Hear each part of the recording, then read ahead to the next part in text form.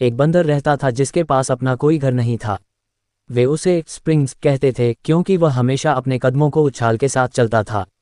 उसने अपना सब कुछ बेच दिया था और उस पैसे से उसने दुनिया की यात्रा शुरू कर दी थी। वह दुनिया के सबसे छोटे और सबसे बड़े अजूबे देखना चाहता था।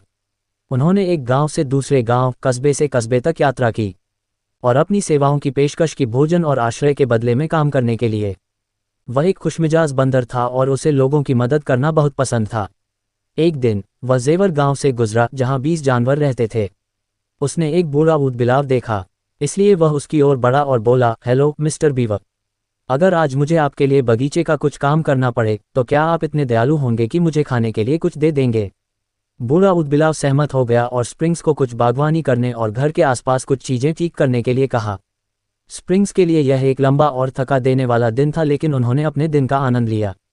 शाम को जब बसंत घर लौटा तो सारा गांव वहां इकट्ठा हो गया था। लकड़ी की बड़ी मेज पर बहुत सारा खाना रखा हुआ था और हर कोई जश्न मना रहा था जैसे कि कोई नायक उनके छोटे से गांव में आया हो। उस रात उन सभी ने बहुत अच्छा समय बिताया। यह एक बड़ी पार्टी की तरह था। वहां नृत्य और ढेर सारा खाना था और स्प्रिंग्स ने वास्तव में अपनी शाम का आनंद लिया। अगली सुबह जब स्प्रिंग्स जाने के लिए तैयार हुआ तो बूढ़ा ऊदबिलाव आंखों में आंसू लेकर स्प्रिंग्स के पास आया और बोला, हमारे साथ रात्रि भोज में शामिल होने के लिए धन्यवाद। कृपया जब भी आपके पास समय हो वापस आएं। मेरे आपकी उम्र के आसपास 2 लड़के हैं जिन्हें मैंने 10 वर्षों से नहीं देखा है। आपके साथ समय बिताकर मुझे अपने लड़कों की याद आ गई। स्प्रिंग्स को नहीं पता था कि क्या कहना है, इसलिए उसने बीवर को गले लगाया, ठीक उसी तरह जैसे वह अपने पिता को देता है, और एक दिन वापस लौटने का वादा करके अपने रास्ते पर चला गया। स्प्रिंग्स कुछ समय से चल रहा था और थक गया था। उसने 2 लुटेरों को देखा जिन्होंने उसे धक्का देकर गिरा दिया और उसका बैग छीन लिया। जब लुटेरों ने उसके बैग में देखा तो उन्हें केवल एक रस्सी, कुछ औजार और कुछ रोटी मिली। जब लुटेरों ने उसके बैग में देखा तो उन्हें केवल एक रस्सी, कुछ औजार और कुछ रोटी मिली। वह संसार की सभी अच्छाइयों और बुराइयों के बारे में सोचने लगा। सड़क लंबी और घुमावदार थी और अंततः उसे एक अंधेरे जंगल में ले गई। अपनी यात्रा जारी रखने का एकमात्र तरीका जंगल से होकर गुजरना था। स्प्रिंग्स 1 घंटे से अधिक समय तक चलता रहा और तब उसे एहसास हुआ कि वह खो गया है।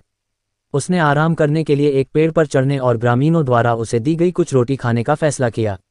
अचानक स्प्रिंग्स ने मदद के लिए चिल्लाने वाली कुछ आवाजें सुनी। वह पेड़ से नीचे उतरा और जिस दिशा से आवाजें आ रही थीं उस दिशा में भागा। झरने वहीं पहुंच गए जहां से आवाजें आ रही थीं। झरने वहीं पहुंच गए जहां से आवाजें आ रही थीं। उसने देखा कि जिन 2 लुटेरों ने उसे उस दिन पहले धक्का दिया था वे जमीन में एक गहरे गड्ढे के अंदर फंसे हुए थे। वे दोनों फंस गए थे और बाहर नहीं निकल पा रहे थे और मदद के लिए चिल्ला रहे थे। स्प्रिंग्स ने तुरंत अपने बैग में हाथ डाला और अंदर रखी रस्सी को पकड़ लिया। उसने रस्सी का एक सिरा पेड़ से बांध दिया और दूसरा सिरा छेद के अंदर फेंक दिया। दोनों लुटेरे सुरक्षित बचने के लिए तेजी से रस्सी पर चढ़ गए। लुटेरे आश्चर्यचकित थे कि स्प्रिंग्स ने उन्हें बचा लिया। एक डाकू ने पूछा, तुमने हमारी मदद क्यों की? हमने आपको पहले धक्का दिया था और आपको लूटने की कोशिश की थी। स्प्रिंग्स ने उत्तर दिया, इस दुनिया में अच्छे लोग और बुरे लोग हैं। अच्छे लोग अच्छे काम करते हैं और बुरे लोग बुरे काम करते हैं। मैंने अच्छे लोगों में से एक बनने का फैसला किया है। स्प्रिंग्स के उत्तर से दोनों लुटेरे आश्चर्यचकित रह गए। स्प्रिंग्स ने लुटेरों से कहा, मैंने बहुत दूर तक यात्रा की है, सुख भी देखा है और दुख भी देखा है। मैं हर तरह के लोगों से मिला हूँ, अच्छा, बुरा, बूढ़ा और जवान। मैंने हर तरह की बुरी चीज़ों का अनुभव किया है, लेकिन मैंने हमेशा केवल अच्छे काम करने की कोशिश की है। जब स्प्रिंग्स जा रहा था तो उसने मुस्कुराते हुए दोनों लुटेरों को कुछ रोटी दी और कहा, मुझे उम्मीद है कि मैंने आज जो कहा है वह आपको यह महसूस करने में मदद करेगा कि दूसरों को नुकसान पहुंचाए बिना जीने का हमेशा एक तरीका होता है।